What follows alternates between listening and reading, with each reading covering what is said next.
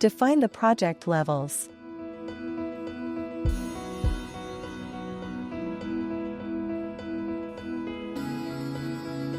Create a new level.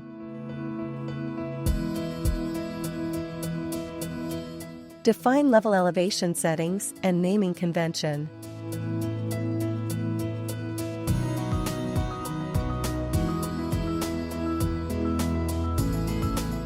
Copy entities from one level to another level.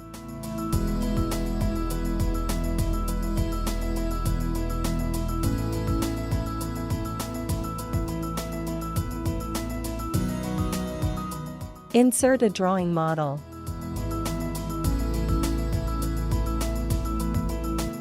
Select the inserted drawing model in its corresponding node.